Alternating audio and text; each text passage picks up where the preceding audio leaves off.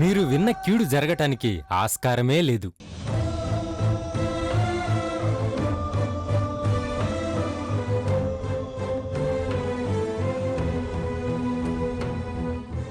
దైవ సాక్షిగా చెబుతున్నాను, నా వాక్కు తథ్యం. పంతులు గారు, మళ్ళీ మళ్ళీ అడుగుతున్నానని ఏమనుకోద్దు. మీరు చెప్పింది చాలా ఆనందంగా ఉందండి. బిడ్డ బాగుంటే మాకేంటి, అంత ఆనందమే. కాకపోతే ఆ పంతులు గారు మంచి పండితులే, మీరు పండితులే. మీరు శాస్త్రాలు చదివారు, ఆయన అన్ని శాస్త్రాలు చదివారు. మరి ఆయన ఒకలాగా మీరు ఇంకోలాగా చెప్తున్నారు. అందుకే నాకు నీ అనుమానంలో అర్థం ఉంది నాయనా. కాలదోషం అనేది ఒకటి ఉంటుంది, దానినే శని అని కూడా అంటారు. అది పట్టినప్పుడు తప్పు ఒప్పులా, ఒప్పు తప్పులా కనిపిస్తుంది. ఆ దృష్టితో చూసినప్పుడు గ్రహాల గమనం కూడా మారినట్టు అనిపిస్తుంది.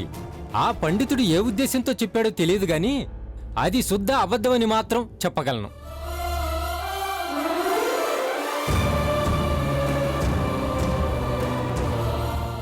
కానీ పంతులు గారు, ఇక చాలు నాయుడు బావా. వీరు సాక్షాత్తు దైవ సమానులు. వీరిపై నమ్మకం వచ్చు. లే, వెళ్ళొస్తాం స్వామి.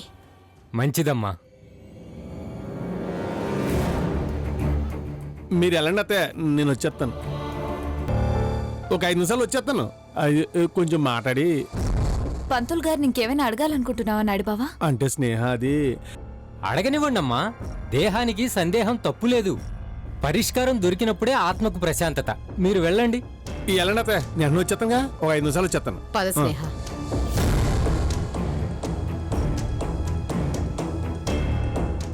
పంతులు గారు, చెప్పు నాయనా. మళ్ళీ మళ్ళీ అడుగుతున్నాను. వీడికి బుద్ధి లేదు అనుకోవద్దు. ఏదో ఆత్రతో ఆపుకోలేక అడుగుతున్నాను.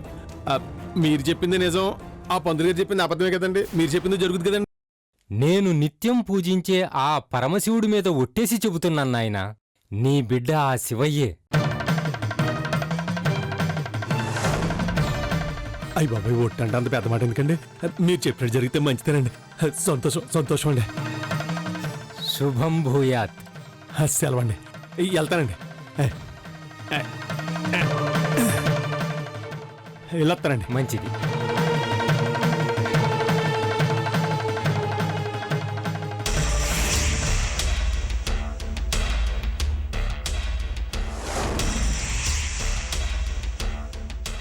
అబ్బబ్బబ్బబ్బబ్బబ్బా! దేశంలో ఉన్న ఉత్తమ నటులంతా ఈ ఇంట్లోనే ఉన్నట్టున్నారు. ఎవరమ్మా? ఇంకెవరే? మీ అమ్మ కాని అమ్మ రాజలక్ష్మమ్మ, అక్క కాని అక్క స్నేహ.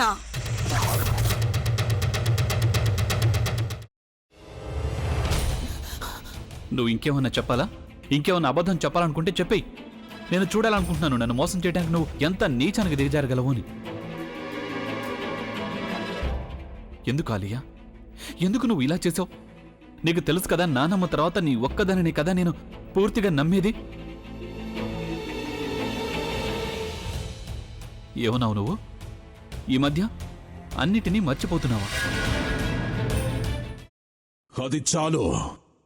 వాటిలో ఉన్న శక్తి విషయాన్ని గ్రహించి మనకు వివరిస్తాయి.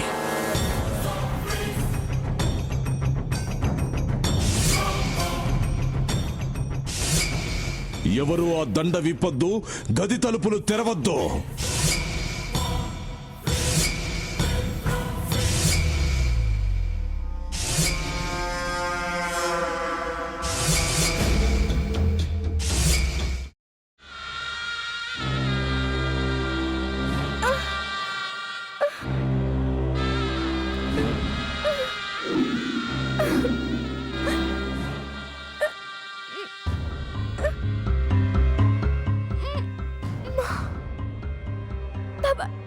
వద్దు బాబాయ్, నేను చేయొద్దు బాబాయ్, ప్లీజ్ బాబాయ్. నీకు నిజం తెలిసినప్పుడే నా ఆలోచనలో నువ్వు చచ్చిపోయావు. ప్లీజ్ కొంచెం తినండి. ప్లీజ్. భీమారావు గారు, మీరా? ఇగో మీరా కాదు, సక్కుబాయ్. అవును, మీ పనామే లేచిపోయిందని చెప్పి కంప్లైంట్ ఇచ్చినావు కదా.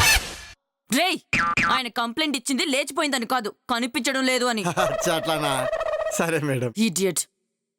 ఆ వంట మనిషి పేరేంటన్నారు? రత్తాలు మేడం. ఏం పెద్ద మంచి, నీ వంట మంచిని కూడా మేడం అని పిలుస్తావా? రే హాఫ్ బ్రెయిన్